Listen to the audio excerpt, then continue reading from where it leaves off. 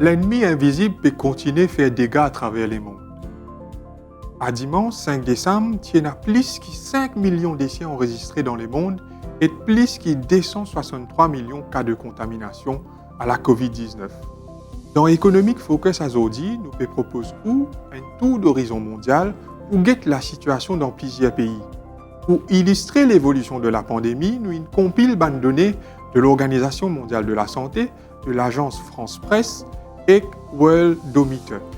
Cependant, les données sont chaque jour, chaque temps, même chaque minute. Tableau que vous pouvez trouver à l'écran illustre les pays qui ont un taux de vaccination élevé.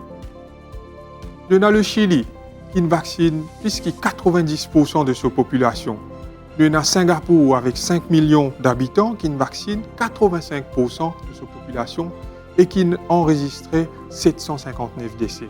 Il y en a aussi les autres pays en Europe, comme la France, qui vaccine 76% de sa population. Et nous-mêmes, ici à Maurice, nous avons 73% de nos populations qui sont vaccinées à 2 doses. Et il y a aussi 574 morts qui sont annoncés par le ministère de la Santé entre mars à début décembre. Comment est-ce que différents gouvernements peuvent essayer de réduire la propagation du virus dans ce pays? Nous prenons quelques exemples. Aux États-Unis, qui ont enregistré le plus grand nombre de victimes et plus de 800 000 décès depuis le commencement de la pandémie, le président Joe Biden a annoncé que tous les voyageurs, y compris les vaccinés, pouvaient produire un test PCR négatif de moins de 24 heures pour rentrer aux autres territoires. En Europe, la France, qui catégorise les pays selon l'évolution de la pandémie, il y a la liste rouge, mais aussi la liste rouge écarlate. Le gouvernement français déconseille que les citoyens voyagent dans un pays qui est classé rouge écarlate.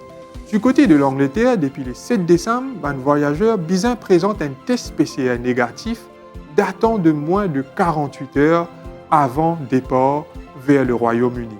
Ça applique également pour les voyageurs vaccinés.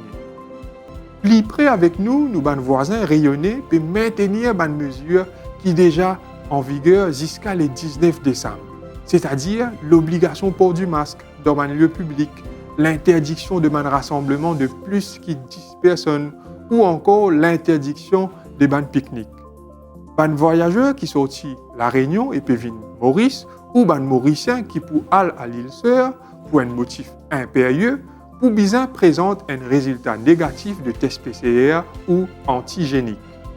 Quand atterrir à La Réunion, vous avez aussi un nouveau test avant un isolement de 10 jours. Au niveau local, dans sa conférence de presse samedi dernier, le ministre de la Santé fait ressortir qu'il y a des malades qui sont liés à Covid et qui admettent l'hôpital diminué par rapport à 2 semaines de cela.